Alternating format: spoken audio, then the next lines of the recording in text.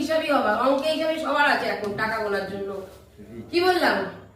এই ঘরটা আমি যেন এর পরদিন সোমবারে এসে দেখি পুরো পরিষ্কার পরিচ্ছন্ন, এগুলো সব পাতা পুতো আছে সব। কার জায়গা দখল করে রেখেছে কেন? জায়গা আছে, ঠিক আছে, জায়গাটা নিচে নামিয়ে দিবা।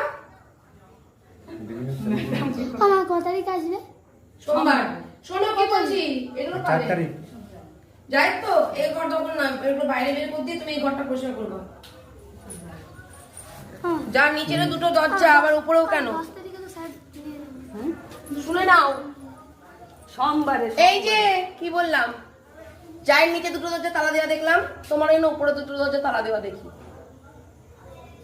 ঠিক আছে, ব্যাস তোমরা থাকো, কোনো অসুবিধা নেই। এই ঘরটায় অনেক কিছু একটা বিজনেস করো, আর যে জিনিসপত্রগুলো আছে এখানে বাইরে একটু বের করে দিবা। এরম ভাবে যা যাবারের মতো থেকো না, এটা তোমাদের ভালো বলছি, ঠিক আছে? ব্যাস। এই ওপেনটা কার? ওভেনটা আমার, ওই ওভেনটা, হ্যাঁ ওভেনটাই তো দুজনে, এই ওভেনেই তো রান্না করি গ্যাসে। ঠিক আছে, ব্যবহার করতে হবে।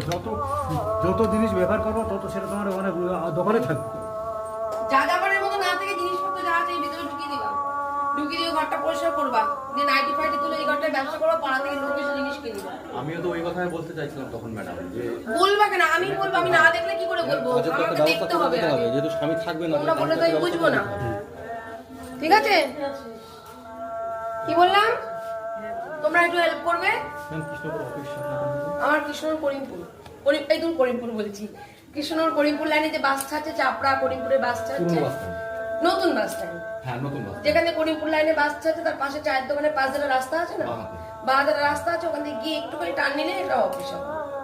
নতুন মার্কেট, মানে করিমপুর বাস স্ট্যান্ডের পেছন দিকটা, ভেতরের দিকটা একটা মার্কেট আছে, আর বাইরের পিছন দিকে একটা মার্কেট আছে, নতুন মার্কেট যেটা আছে সেখানে।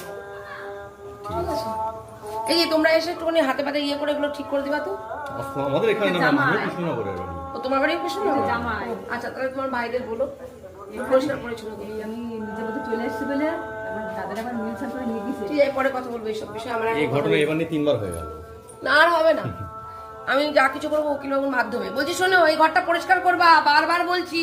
না বা এই বিধি একটু গন্ডগোল করবে আমার যে হিসাবে। কে গন্ডগোল করবে? সেটা পরে বলবা। কে গন্ডগোল করবে? পরে বলবে। তা যা আছে তো, তাহলে একটা ঘর নিচে উনি তুমি নেবে, একটা ঘর উনি উপরে নেবে, তাহলে সেই হিসাবে হবে। আমি উপরে একটা নেবো, নিচে একটা, ঠিক আছে, চলাফেরা করতে হবে। যদি উনি গন্ডগোল করে, আর না হলে তুমি উপরে এখানটা করে ব্যবসা করো, ওরা নিচে যাচ্ছে যাচ্ছে তোমরা উপর, এরকমই ভাগ হয়, হয় ওপর ওপর নাই নিচে, আর না হলে নিচে একটা ঘর তোমার, নিচে একটা ঘর তোমার, এটাও ঠিক আছে, উপর নিচেও হয়। দু রকম ভাবে হয়।